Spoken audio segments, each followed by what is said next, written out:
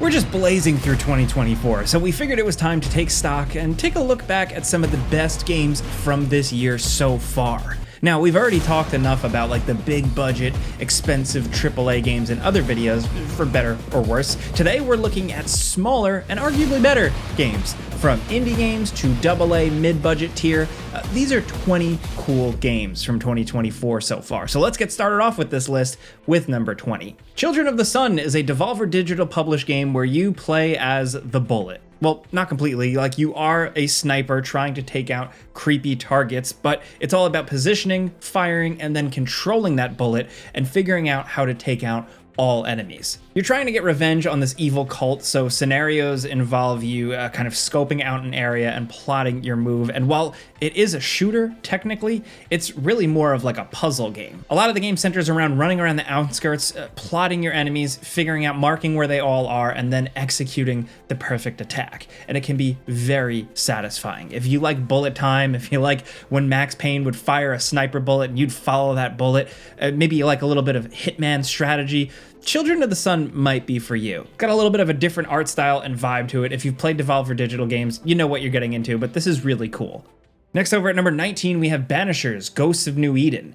This is from the people who made Vampire or Vampire, so it's kind of a similar thing. It's very much an action RPG. It's an adventure where you go around a very early colonized New England, United States, where in this world, ghosts exist, and there's a very select few people who go around, and their job is to banish these ghosts, or essentially pass them over to the afterlife so that the world isn't haunted. It sounds really spooky, and the game does have its spooky moments, but really this is kind of like a God of War adventure, with similar style combat to God of War 2018, and similar kind of like hub exploration type areas, but it's really all about the story and dialogue here, because you need to make decisions. It's you and your ghost wife going around to towns and settlements and figuring out what's wrong, what's haunting these people. Then you gather clues, you get a sense of what's going on, why that person passed, motivations, stuff like that, and then you have to make the decision whether or not to just banish the ghost, save it, or really it gets a little complicated because it ties into the story and you and your ghost wife, but ultimately it's just got some really cool, well-written stuff. If you like spooky stuff and you like well-written, adventurous dialogue,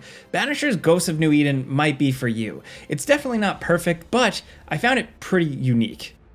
Next, over at number 18, with a similar theme and unique, we're going with the Thaumaturge. This is an isometric, story-driven RPG with a lot of style. I mean, just look at the environments here, look at the characters, the monster types, everything is really cool. It's like in a spooky alternate version of 20th century Warsaw, and with that just comes a really unique identity. But it's the way the story flows, the RPG and dialogue decisions, and also the turn-based combat, which is surprisingly stylish and cool. It is story-heavy, and it can be surprisingly dark, but most importantly, it's pretty cool. Next, over at number 17, we have Pacific Drive. We've talked about this one quite a bit. I did the Before You Buy for it a few months back. Essentially, this is a survival-esque game where you're dropped into environments and you need to gather resources and collect special scientific anomalies and then race back to the exit point before you get swallowed up by this anomaly. But it's all centered around you and a beat-up station wagon that can somehow kind of pass through these interdimensional vortexes. And essentially, you use up all the components that you bring back to build and craft better things to make your crappy old car a little bit more reliable. Whether it's repair parts, an extra, more reinforced car door, extra spare tires, or more scientific elements. You can strap on a bunch of things to your vehicle to protect it from the elements. Because in this game, you're not fighting enemies, you're just trying to survive from all the weird, strange scientific anomalies that go on when you're out driving in the zone. It's like Stalker and Half-Life where you gotta drive a car. It is really cool, really unique, and very challenging. Next, over at number 16, we have KunitsuGami, Path of the Goddess. Now, this is technically a big game. It's from a big publisher, Capcom, but it's a smaller experience. It's not a full-priced game. It didn't get a lot of marketing, but it's really, really unique. What looks like an action combat brawler on the surface really is actually a tower defense game at its core. It's a little bit more complicated than that. There are layers to that, but ultimately, that's what you're doing here, but it's got a really unique Capcom spin to it with a really beautiful art style, great music, and presentation. It's just interesting. I think out of everything this year, this is probably one of the more unique games to come from a big publisher like Capcom, so we figured we'd give it a mention. Now, next over at number 15, we have 9 Souls. Now, you've probably heard us talk about this one in other roundup videos, but it still needs some love because essentially this is the Souls-like kind of Hollow Knight hybrid that people have been begging for. And boy, is it challenging. This game, especially the last boss, can be absolutely brutal, but it's just a fun, unique adventure that might catch you off guard. That art style, the main character, might seem kind of cutesy, but this game is no joke. It's like a gamer-ass game, and that's probably the best compliment we can give it, dude. Next over at number 14, we have Bodycam. Yeah, remember that game that went viral for looking like real police bodycam footage? Well, that game is still in the works, but Bodycam took that concept and ran with it. A few games did, but Bodycam is a multiplayer game built in Unreal Engine 5 meant to look real. It's shaky, it's grainy, and it requires a lot of accuracy, and there's a lot of tension, and it's pretty cool. It's only made by 2 people, so it does feel like a smaller experience, but people so far seem to be loving it. It's in early access, so it's still got a ways to go, but this is the year it dropped, so we figured it's worth a mention because there are multiplayer games a dime a dozen at this point, but not many look like this one. As of right now, it has deathmatch up to 10 players, team deathmatch, and a handful of simple weapons, but it does seem like things are going well, and it is pretty fun to play right now. Next over at number 13, we have Content Warning. This one went a little bit viral earlier in the year just because it's a weird concept. It's a game about pursuing and photographing and filming horrible, creepy things. But it's not played just like a complete one-to-one horror game. It's actually a little bit goofy. It's multiplayer, and it's about you and your goofy friends running around trying to capture these things on film to become YouTube famous, to go viral. So the game is centered around doing this in multiplayer game modes and then going back and watching your footage. It's 2 to 4 player online co-op, voice chat, and there's just a lot of fun to be had here. It's a smaller game. It's only like $8. But if you've got some friends and you're looking for something a little bit different, Content Warning can give you some goofs and some scares. Next over at number 12, we have Thank Goodness You're Here. This is a simple cartoon style game. It's an adventure where you're just this like little boring ugly guy and you walk around a new town where people just tell you what to do. Everybody needs help and you're just kind of this little weird guy here to be abused, and it's pretty funny. This is a very simple adventure, but it encourages a little bit of puzzling, a little bit of thinking, and a lot of experimenting, walking around, punching stuff, hitting people, and it's all British humor. So for some people, some of these jokes might go over your head or you might not catch some of the dry sarcasm, but it's got a really good vibe to it. Cool art style, really great music and presentation. It's a shorter experience, only a few hours, but it is certainly a fun little thing to play through. If you like British humor and you like cartoons, I personally definitely recommend this one at some point. Next over at number 11, we have Crow Country. This is an ode to Resident Evil, Silent Hill from the PS1 era, and it is absolutely perfectly capturing that vibe while still managing to do its own thing. It's a little bit more accessible, it's fun to play, but it's really got that good lo-fi look and feel. It can be pretty creepy, the action is pretty cool. There's this whole mystery and you're in a haunted theme park trying to figure it all out. They really absolutely cooked with this one. The smaller developers, SFB Games, I'm really looking forward to see what they do next because this one is great. If you want to check it out, there is a demo available on Steam. So yeah, keep it on your radar if you're an old school Resident Evil fan. Next over at number 10, we have The Last Epoch. So if you're looking for something a little bit different than Diablo, maybe you're over Activision Blizzard's whole nonsense, or Diablo 4 just wasn't quite your thing, go for this indie version. It's by 11th Hour Games, and it seems like it's definitely got the chops, from the RPG depth to some of the visual effects, the co-op support. Basically, if you like big, looty action RPGs, The Last Epoch has been really doing it for people. It's got over 120 skill trees, 15 different mastery classes, and just generally a lot going on. It's been supported since it released in February. It does seem like the developers are listening to feedback, and so far it's shaping up to be a good, smaller scale alternative to something like Diablo. Basically, if you like clicking on monsters and creatures and killing them and letting them pop loot, maybe check this one out. Next over at number 9, we have Conscript. This is a game made by one person, and essentially it's an old school Resident Evil Silent Hill survival horror game, but it's top down and it's set in the trenches of World War I.